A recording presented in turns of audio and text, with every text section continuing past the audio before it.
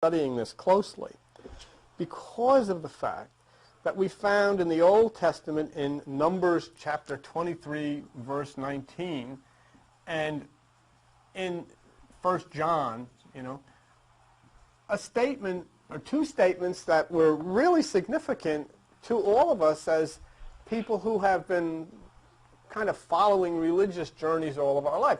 In the book of Numbers, it identifies God, and it says God is not a man. And that's something that we haven't really dwelled upon a lot as people and going to church, because we've been praying to a man, and we've been asking a father and all this stuff, and all of a sudden our eyes are drawn to this statement: what you're calling God is not a man, not a human. Not a human. And so then we started thinking, goodness gracious, how do we communicate? And if it's not a human, what is it? So then we look in the New Testament, and it comes back, and he said, God is light. Well, once this is made clear, it opens up a whole new thing about what does light do, how does light impact us, and then we find that NASA puts out a paper we've been studying for several weeks, that they are now developing optical computers run by light that can do in 1 hour what a computer today would take 11 years to do. And that this light, they have found that in order to make this work, they use membrane, organic tissue, living human tissue. And so now we're reaching the stage of proving the fact that light, God, coming down from above on an angle of light, an angel of light, a messenger particle, or as scientists say, a photon, can actually enter into our bodies and change logic circuits, change the way we think, change the way we feel. So it really becomes a very, very interesting thing. So we started then studying in depth the pineal gland of the brain. And the pineal gland plays a very prominent part in the Bible, because Jesus says, if your eye be single, your body will fill with light, which we now know is God. And then Jacob says, I have seen God face to face, and I'll call the place Peniel. So we have the Old Testament telling us God is not a man. We have the New Testament telling us God is light. We have the New Testament saying, if your eye be single. And we have the Old Testament saying, I've seen God, it's at the pineal. And then we had René Descartes, the 1600s philosopher from France, who tells us that the place where God meets you inside of your body is the pineal gland of the brain. So then we spent a week or two analyzing this pineal gland of the brain, and we found that it is inhibited by light. See, like an animal, like what would you call, like a salamander, or one of these vertebrates that hang out in the swamps and so forth, their pineal gland is open and closed by light with a lack of light. But in a human being, it's attached to your eyes. So you regulate it. It then becomes up to you, see, if you're going to go into a dark place and close your eyes, or if you're going to open your eyes, and in which case the pineal would shut down. In either case, it's going to secrete melatonin at around 2 o'clock to 3 o'clock in the morning. So we function with the pineal gland. And what my concern about all of this is this. Okay, we know that light comes down from above on an angle, and it's been doing that for millions of years. And we know that people have been meditating for thousands of years, at least hundreds. And the world's still pretty much of a mess. So what has been missing? What can you do as a human being to place yourself into a harmony with this light? Because we've proved by NASA, in a statement that they said electrons are attracted by photons and vice versa. Well, if a photon is an angle of light from above, God, And if the electron is in the pineal gland and you stimulate that, then you are attracting an angle of light, or you are attracting an angel of God. But how do you do this? And can you do it? I mean, Jesus says, if your eye be single, your body will fill with light. Fine. So we're talking about stimulating the pineal gland. Can you do that? Is it possible for you to do that? I mean, is walking into a dark room enough? Well, walking into a dark room will open the pineal gland? Yes. But I mean, people have been walking into dark rooms forever, and it doesn't seem to have stimulated anything necessarily positive. Gosh, I mean, if we look at the brutalization of people in different parts of the world's a mess. It's not a mess for me. I've got a nice house, got a nice wife, got beautiful cars, got all this stuff, go to Atlantic City and eat chocolate and do, not as much as I used to, but do all this stuff. I'm having a good time. But while I'm having a good time, I know that there are kids and people in different places in the world that are living in cardboard and starving and all of these terrible things happen. When I'm having a good time, I see pictures on television of the brutalization of little dogs and cats and greyhounds and all this. What the heck is this? So I'm having a good time and I'm enjoying it, but a vast amount of life has been terribly brutalized. So something is wrong. Something is wrong. How do I change it? Can I change it? How do I change myself? How do you start to flow in a harmony with this photon, with this angel of light, with God? So we studied then, if there is going to be one place in your body, it is not going to be in your heart, it's not going to be in your hand, it's not going to be in your elbow, it's going to be in your pineal gland, because that's the light receptor of the body.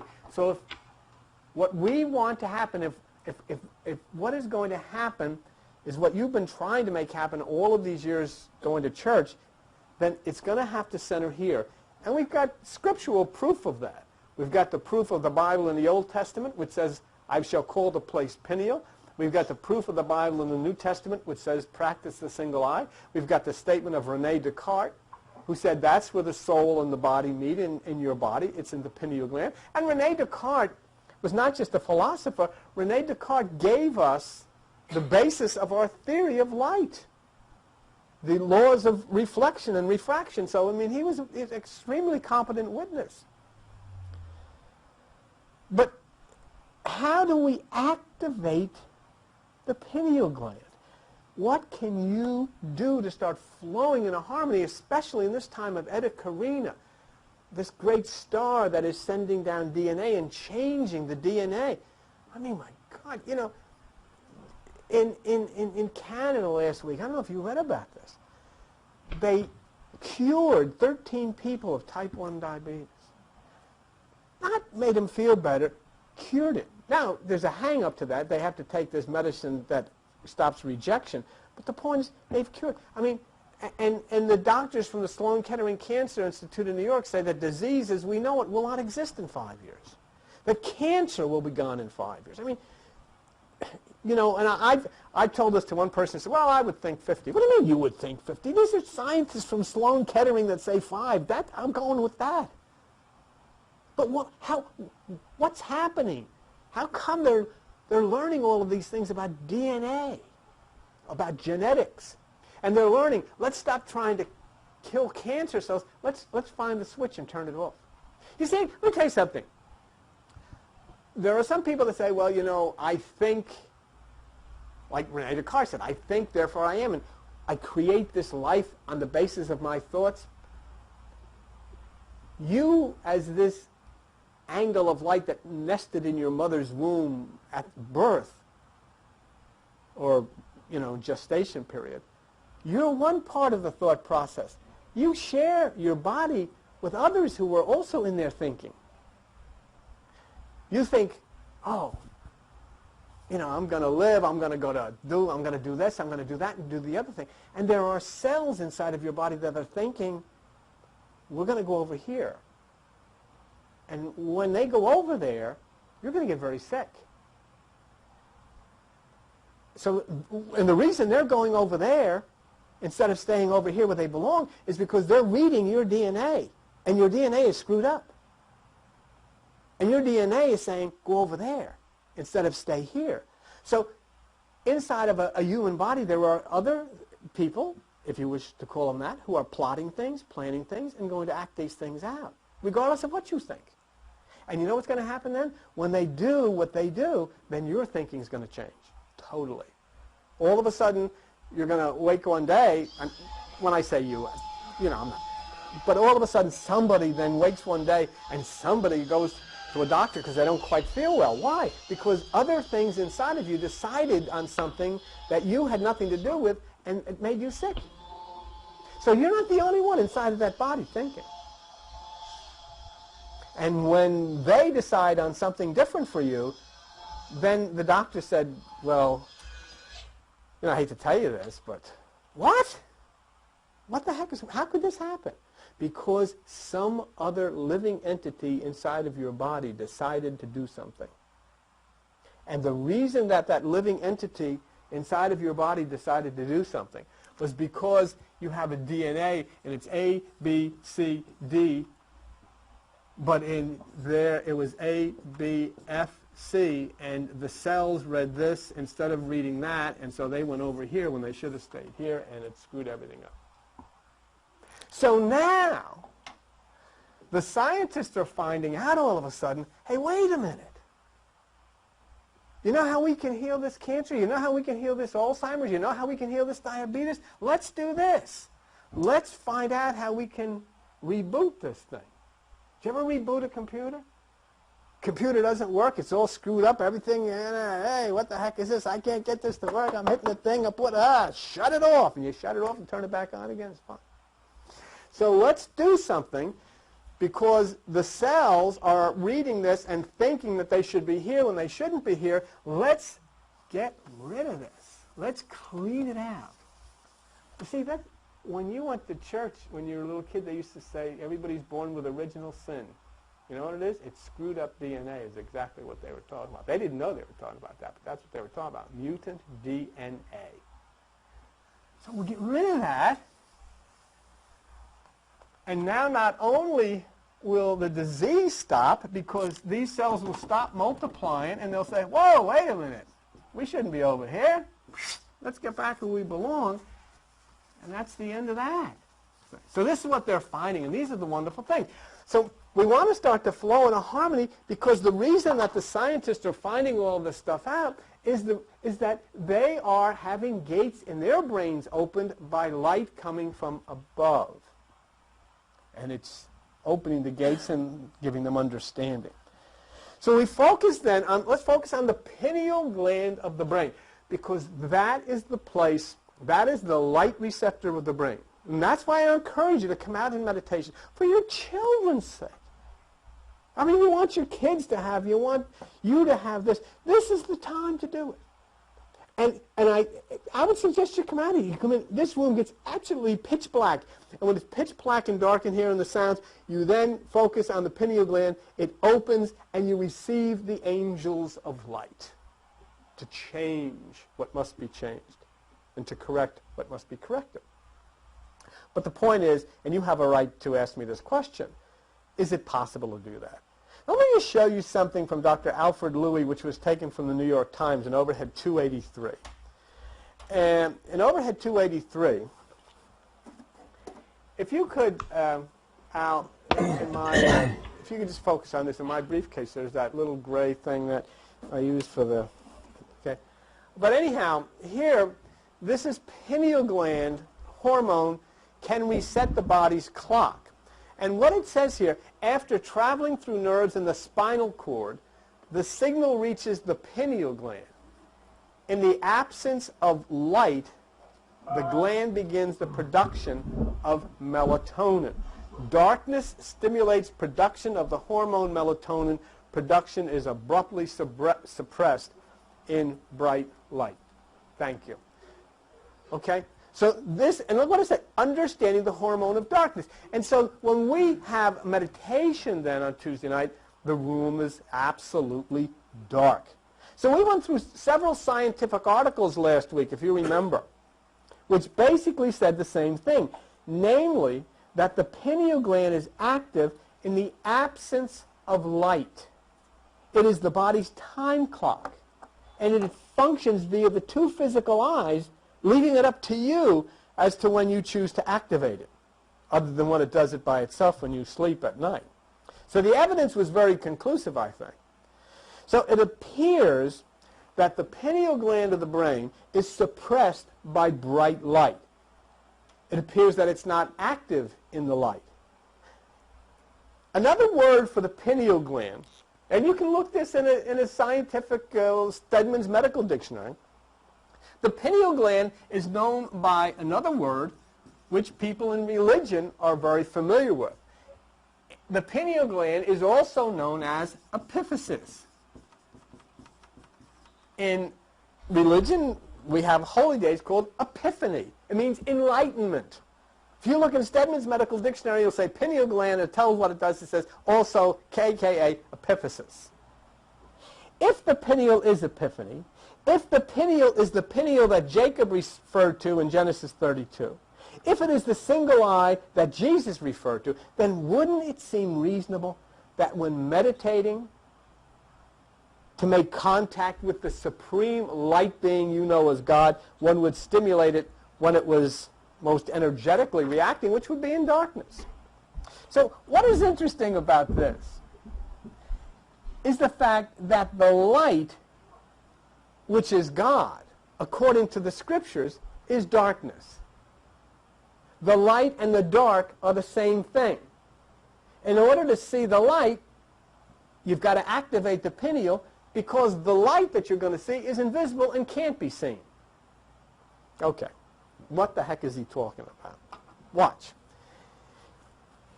If you have, for instance, let's look at this way. Here you have God is light.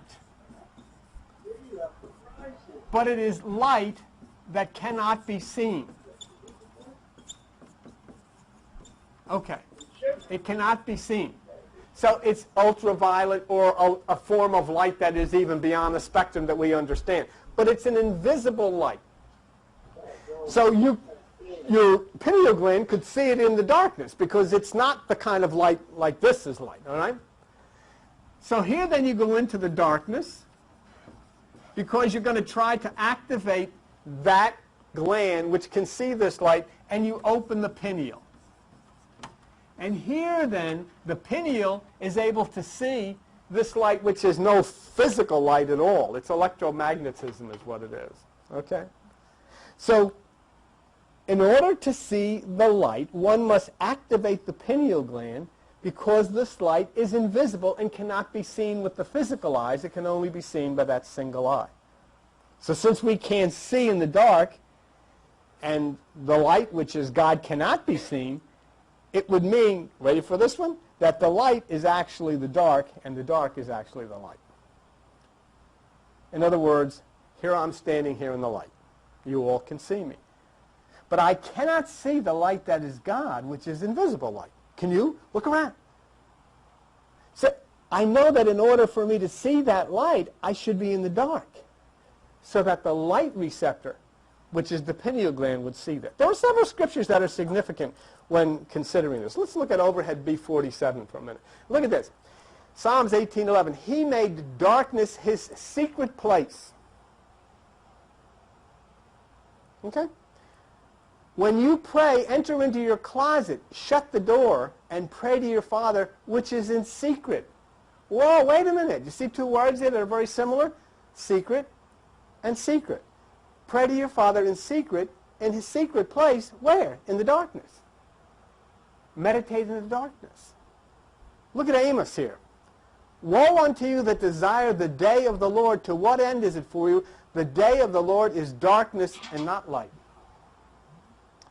And again, shall not the day of the Lord be darkness and not light, even very dark and no brightness in it? Why? Why does it have to be dark? Because the pineal gland becomes active in the darkness. And Jacob says, I have seen God face to face. You see, and I did this again last night. You may not like that. You may say, I want to meditate in the daytime. Go ahead. And I do too. Go to the beach. And it's 250 degrees and the sun is shining and everybody's sweating to meditate. Go ahead. And it's a beautiful place to meditate. Meditate about the family, meditate about your health, but you're not going to make contact for a particular reason that the pineal gland is going to be closed down in that bright light. You've got to do this according to the way nature says to do it. Maybe the church doesn't like that. Maybe the pastors don't like that. Maybe the priests and the rabbis don't like that. But that's irrelevant, because this is evidently the way that the light likes it. You're created that way. Remember what we said last week? I don't like to use my mouth to talk with. I don't think I have to use my mouth to make sounds with. I would rather talk to you like this. And so here I go. I make contact. I make contact with you this way. Well, it doesn't work. I have to use this whether I want to or not. You have to use the pineal gland in the dark if you want to make contact with this light. So there we are directed to understand that the darkness is the secret place of God. That when we pray, we should enter the secret place, which is obviously darkness. And that the day of the Lord is darkness, even very dark, and no brightness in it. And we have developed convincing evidence that the pineal gland, which Jacob noted when he saw God face to face, is active in the dark. Look at overhead B8. And in overhead B8, it's a little difficult to see, but here it says, Genesis 32:30, I have seen God face to face. That means he has come face to face with this light, and Jacob called the name of the place Peniel. And it's in the scriptures. Now let's consider another factor with anatomy and the pineal gland of the brain. I want to show you overhead 10, and I want to show you which is a brain. There it is. You want to see? Did you ever see an angel? Turn it upside down. Right there. Okay. There's your angels. Okay, you're going to turn it back there. But let me show you something here which is interesting. The words I want you to look at here, if you can come up a little bit, okay? The ventricle interior, okay. Can you come down here, Joe? Okay, right there, okay. This is talking about the third ventricle. Its sides are formed by the optic thalami by a delicate band of light fibers, the stria pinealis. You see that right there? Stria pinealis. S-T-R-I-A P-I-N-E-A-L-I-S. Stria pinealis means straight line from the pineal. The straight line from the pineal. Okay, so we got a straight line from the pineal. Now if you lift this up, which runs along the junction, blah, blah, blah, to join the pillars of the fornix. You see that? Okay. So we have the pineal, and from the pineal we have a straight line which was stria pinealis, and it joins at the fornix of the brain. So there's a connection there. The word fornix means vault, and it is connected to the constellation word fornax, which means furnace. So here we have a situation in which the pineal gland of the brain receives the fire from the solar plexus, which is the place of the sun in your body, which runs up the spine, impacts the pineal gland, which is the light.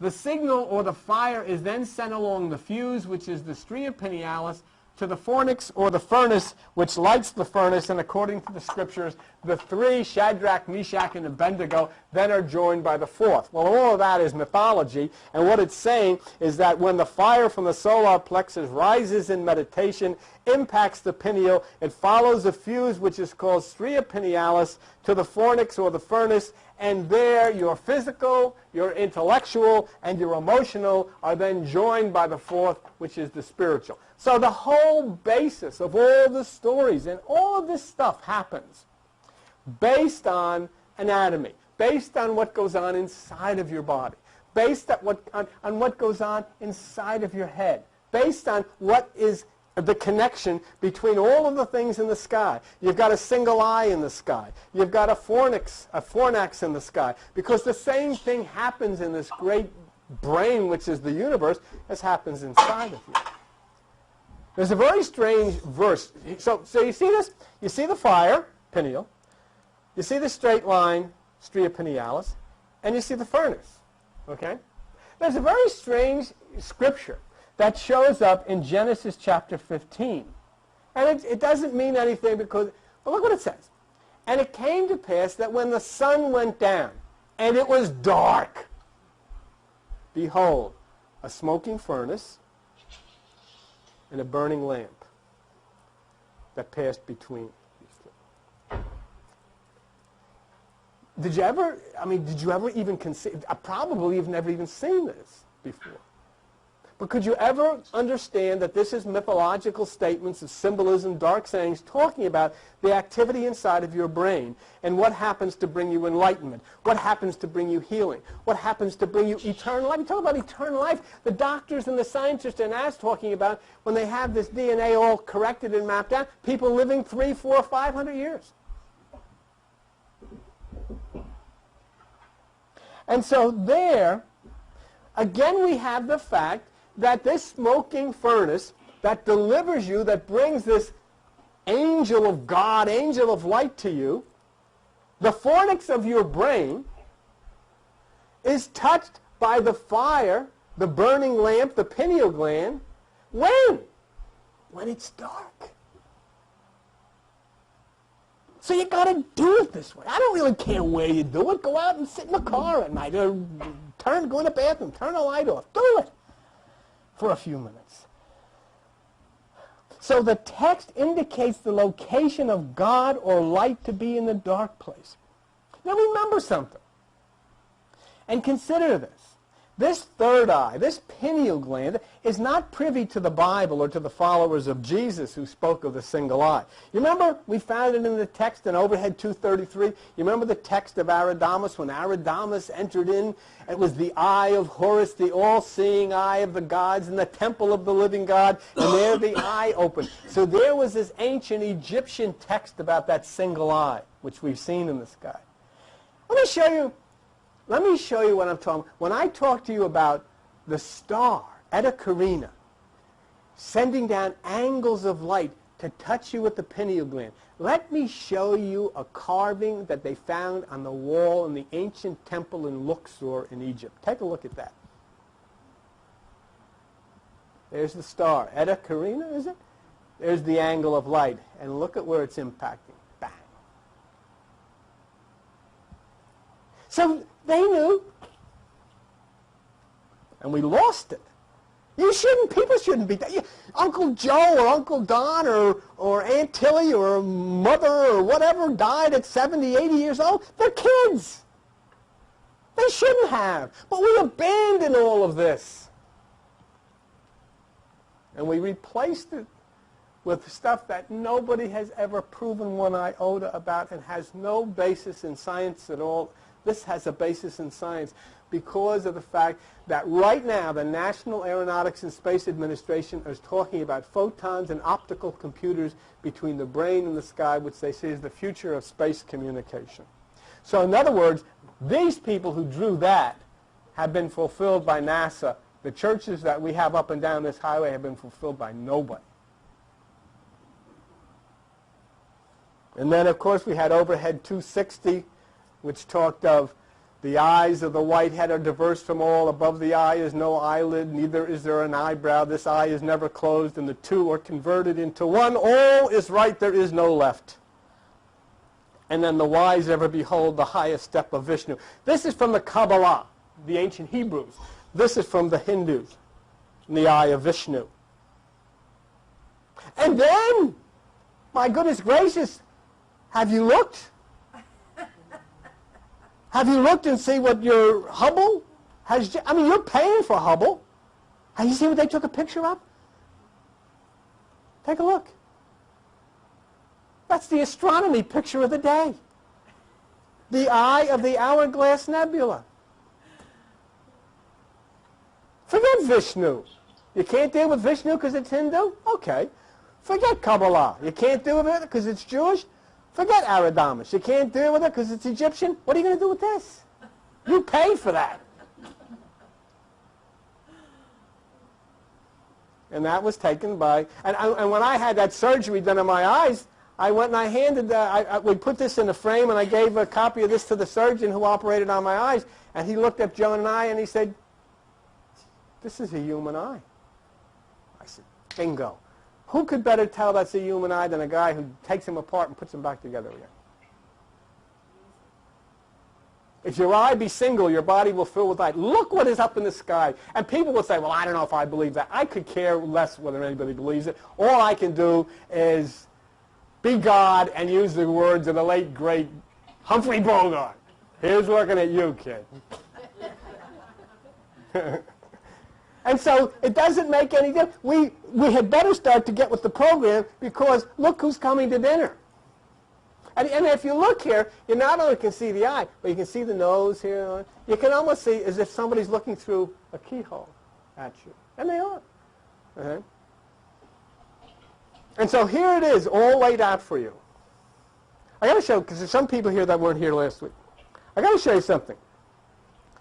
Let me show you let me show the scriptures first, Joan. Right there. Yeah, that's good. That's great. Let me just show you this real quick.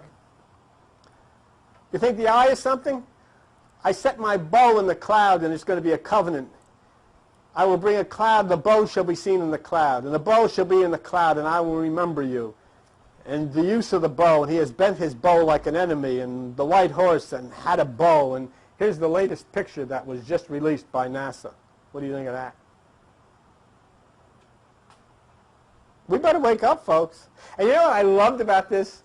NASA painted in an arrow to show the direction of the energy, and they painted in a green arrow.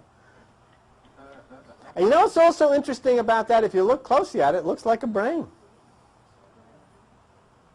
And you know what NASA says this is? The most bizarre thing they've ever photographed with Hubble. They said it is a cosmic crossbow.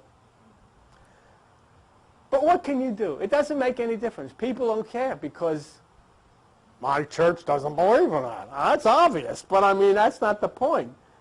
The point is, it's time when you're going to have to choose. I had to abandon religion because I wanted to find God, and that's my job. Now, the point here is, according to NASA, if you have electrons in the pineal gland of your brain. If the electron is stimulated, it will respond to the photon.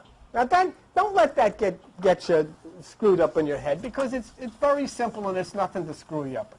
Very easy. A photon is an angle of light. You used to call them angels of light, coming down from above, and it's a messenger particle. That's what science calls them, and it impacts you at the pineal gland of your brain. But you've got to activate that pineal. You've got to do something.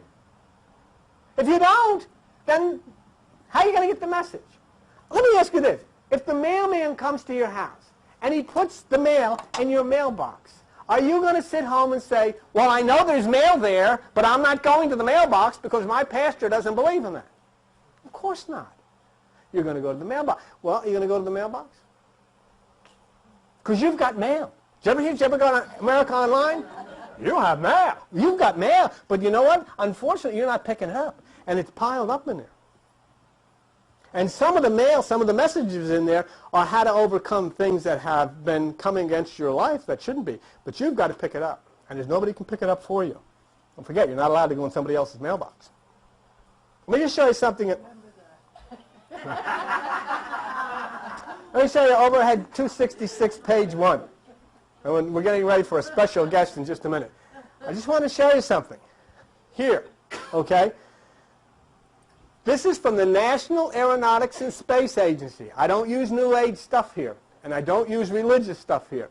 I want people that know what they're talking about. And I have found in both of the other groups I have problems. Okay? So I'm talking about the pineal gland. There are electrons in your pineal gland because there are atoms. Okay. So you want to stimulate the electrons in your pineal gland to receive the photons, which is the messenger. Is that possible? Bring that up a little bit, Joan.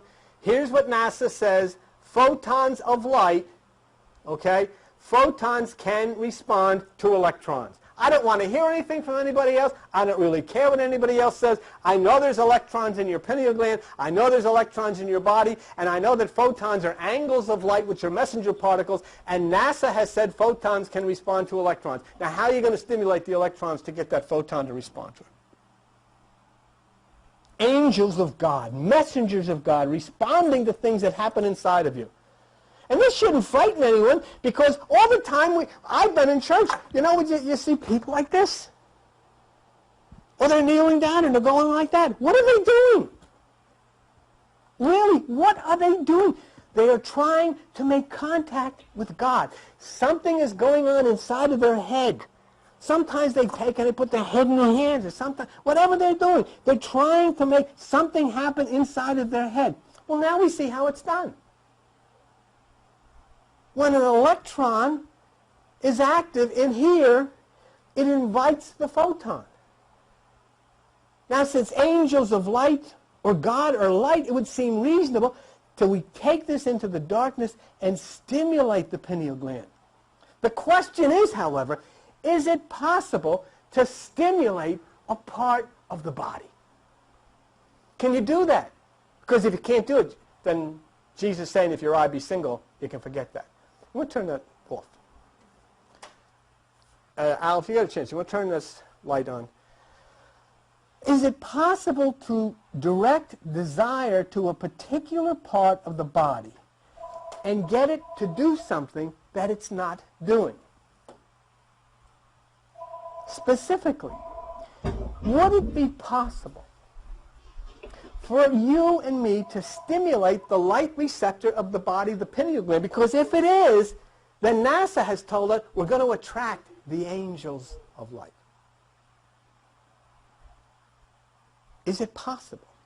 Now, Al Bianchi has been coming here and joining us as a part of this family for many years. In fact, that's when Al first showed up at the back door of Gordon's restaurant. We used to do that in Gordon's restaurant. We used to do this in Gordon's restaurant. And Albert and Ethel came in one night, and you know, been coming ever since. And Albert contributes immeasurably to this. Okay. Well, I was at a wedding with Albert last week, and we were talking. One of the things I've talked with about Albert, because he had a stroke. And so he has a paralysis on one side of his body. Once you Ethel, you want to get Albert seated there. He has a paralysis on one side of his body. And I was talking to him because the scientists today are doing something very interesting. They're working with people who have had strokes, and they are getting people to actually use their arms that have been paralyzed, some for 17 years. They had one fellow who had a stroke. His arm had been paralyzed for 17 years, and now they have him using his arm again. And what the doctors have said is that what they have done is they've retrained the brain to stimulate that part of the body that was not functioning. Well, Albert is not functioning on the right side of his body. And so I talked to Albert about this, and him and I both said, well, wow, this is something interesting. We want to watch this. They've only done it with 13 people so far. But obviously, my goodness gracious, can you ever imagine what it would mean to Albert if he could start using his arm and his leg again? I mean, you know, well, they're talking about it now. It's in an early stage, but they're talking about it. But anyhow, when I was talking to Albert, he started telling me the story about his stroke and about some of the situations that developed and what he did. And I thought, wait a minute, he's just answered this, this question, can we stimulate the pineal gland? So let me introduce Albert for you, especially for those who have not been here or on the television side. And what I want to do here is share with these people what you were telling about your stroke. Now, your right side is paralyzed right now. And tell me when it happened and a little bit about that.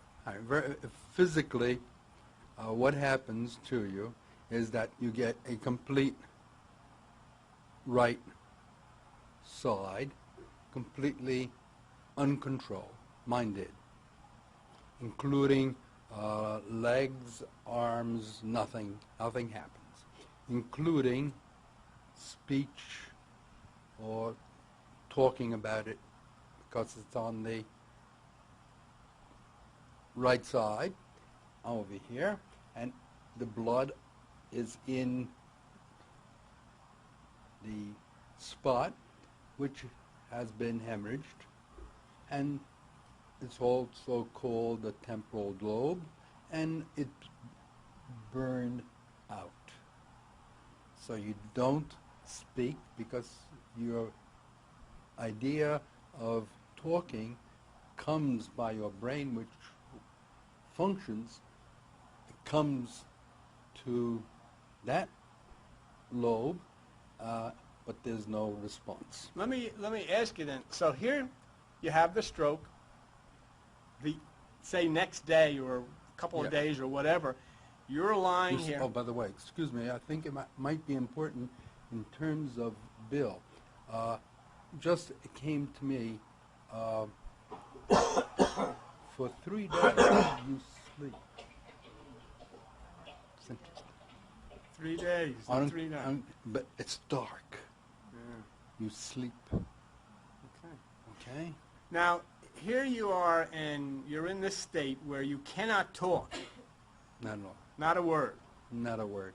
And yet the doctors are standing around and they're talking. Yes? And you can hear them. Yes. Unfortunately.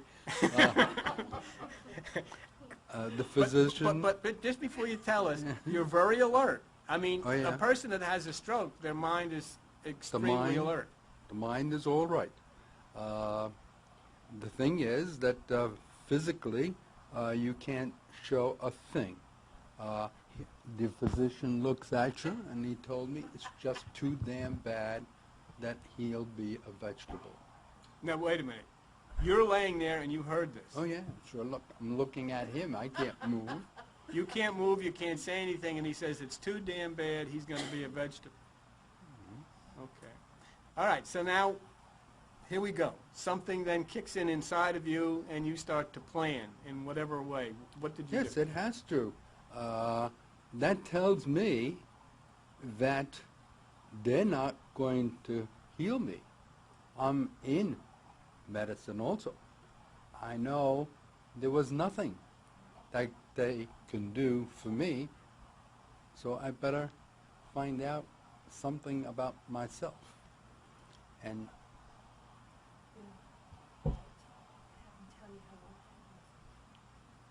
how old were you when you had it? unfortunately, it's 44. Okay. The point is that other than physical things that the people did to straighten me out and standing up, and I did, the thing that I was most interested in, and I think Bill is talking about this, and this was most important for me, I had to Speak. yes, but the temporal lobe on that side was filled with blood, and it cannot and will not work. No, let me just, for a second. Your right side is paralyzed, you're not able to speak, and the action for this is actually stimulated from the left side. Yes. So that would be the thinking side or whatever, and that's shot. I mean, Shot. Okay. So now, either you're going to have to get the right side to do it, or somehow get this left side to come out of this state. You don't know which, but so what'd you do? Right. So I have no temporal lobe, but there is something there. There's no question about it. Anybody that studies the left and right parts of your brain is essentially the same, but specialists come on one side and others do not. So therefore, there are parts, fibers, that are present. And all I had, most people that have had a right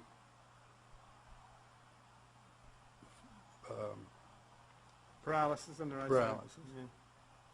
What happens is that you have you can't speak, so you grunt, all right? And your voice is very high, but you grunt, and that's the rest of your life is going to be.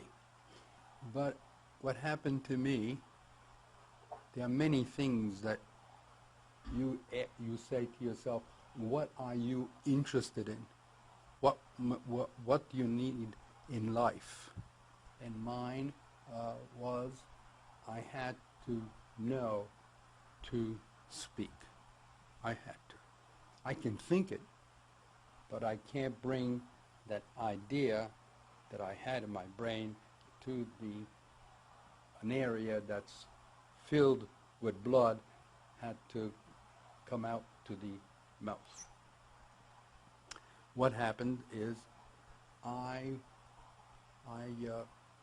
tried very much to talk, and a teacher, a speech teacher, who got me very angry, was teaching me like boy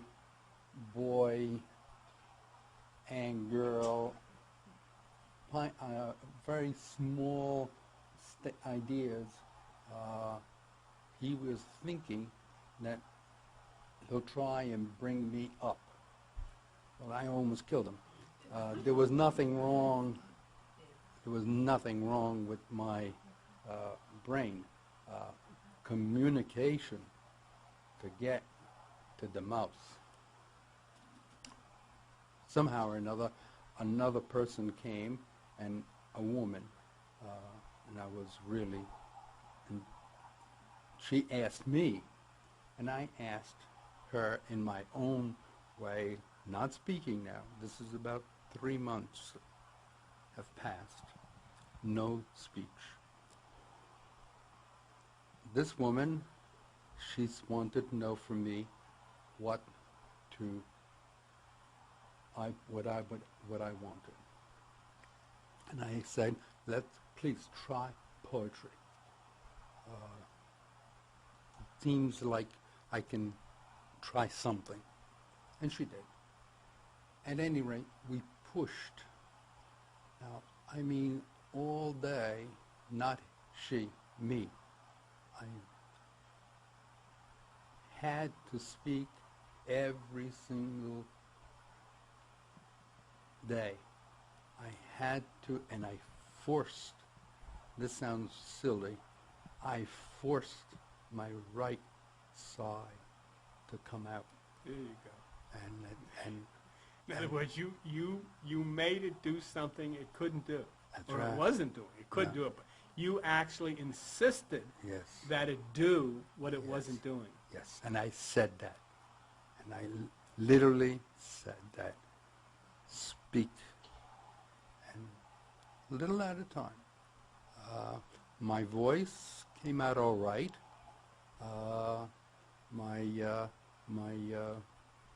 I'm not sound exactly the same. The words were said. I can speak now. I wasn't care about where, how well or anything. But you just insisted Yes. that whatever it was inside of you, you insisted that it start to work. Yes. And I actually ordered my brain to work constantly. I think I was even thinking in my sleep. You just wouldn't let it alone. No. And after I let that go on and on and on and on, and I realized that things are moving, about the 4th, the 5th month, I'm getting something, and all I needed was an idea that it was real, and then until about a year or things are going okay. And of course it's never been okay, but that's where we are. Now, as a result of your experience, you've had an experience here that most people have not had yet. But as a result of your experience, that I would ask you the question that I've been asking for the last 45 minutes. The idea or the concept here is the Bible says, if your eye be single, meaning you have to do something in order to stimulate this pineal gland of the brain. The Hindus would say to us, focus between your eyebrows, you know, to do this. And, you know, we would do that. But talking to somebody like you, you focused. You focused on a particular part, and you demanded, and you put the energy in there to cause something to happen that literally could not happen, but it did. So then I would ask you, as a scientist before you, do you feel then it is possible for a human being to send energy and to stimulate a particular part of the body? That's precisely what happened, yes. Because it couldn't been redo the old way. It is new fibers. Its own on the other side of it. Whether you gave over the work to the right side or stimulated the left side, you would never know. You don't know where it came from. But all you know is that you put the suggestion inside and worked with it, and it came to pass. Yes. And it didn't happen today, it didn't happen tomorrow, and it took you a period of time, but here you are. Yes. And you still, obviously, you still struggle with situations because you've had that, Sure. but on the other hand, you're able to communicate, and you're able to speak, and you're able to contribute an awful lot to what I do and so forth. Precisely. So you not only have been able to speak, but to convey the depth of, it's not boy and girl, but you talked about pineals and quantum and all the rest of the stuff. Exactly. Very good. And before we terminate, I also want to say another thing. I cannot remember the sequence of words. In other words, whatever I said before, once I've said it, I can't say in that exact way of saying it exactly the same way. But I found out if I had the strength, again it's strength, to go on the other side, you can do that too, the sequence. See, I didn't care. See, what Bill is talking about, I must force it to work with There me. you go. There you It go. won't by itself. There you go. And so then we could have people who are, in essence, meditating or whatever they're doing for thousands of years, and we still have a very disruptive world, but not following the instruction. You must opt to do this. Yes. You must opt to go into the darkness. You must opt to stimulate this and cause it to work. Yes. Okay. Thank you very much. Just stay right where you are.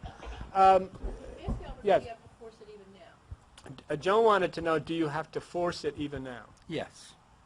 Yes. Easier. But yes, you must.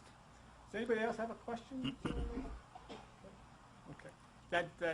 What I would strongly suggest to you then is we've talked this morning about identifying in the Bible the fact that God is light, identifying the fact that the light receptor of the body is the pineal gland of the brain, and that the scriptures specifically tell us and instruct us to stimulate it. And here you have heard from a man who specifically instructed himself in the stimulation of a part of his body to cause an effect to happen. Now, what is so interesting about that? Joan, if you could get overhead 84 out. Okay, can I interrupt? Albert did this prior to his knowledge, so innately it came from its own. Yes, Albert wasn't studying this metaphysical stuff when he did this. This came as a result of something that he did. But just let me show you had a desire. Yes. And the desire was to speak. Yes. And you caused this to happen by the energy. 84. Is it 84 in there? 84. Rene Descartes, maybe? It's probably all the way back in the back. I just want to show you one thing, and then you'll be out of here. But it's important for you to see this. But what Rene Descartes said. Yeah, okay, there you go. All right, Albert, you just stay right there, and let me just show you this real quick. no, it's not 79 that I want 84. But this is Rene Descartes. What the world is about this? This is Rene Descartes who showed us about, and this is what he said, which was so important. He discovered the fundamental laws of reflection and science and light and so forth. Okay? Let me just stay with me for a minute here. Let me just show you what Rene Descartes said in Overhead 84. Okay? He said in Descartes' conception, making contact, the soul makes contact with the body at the pineal gland. Okay? The soul's contact with the body at the pineal gland. And now I want you to think of what Albert said and then what Rene Descartes said in the 1600s. The whole action of the soul, listen to this, Albert, consists in this, that solely because it desires something, it causes the little gland, the pineal, to which it is closely united, to move in a way to produce the effect which relates to the desire. Bingo. And there you fulfilled the words of Rene Descartes, who wrote that so many years ago. So please take it seriously, and please consider it for your life, for your family's life, for your children, so that you can start to flow in the harmony of this new time of DNA and healings and so forth and so on. And to fulfill the very scriptures that you've treasured as a child in your church. See ya. Thanks. Bye-bye.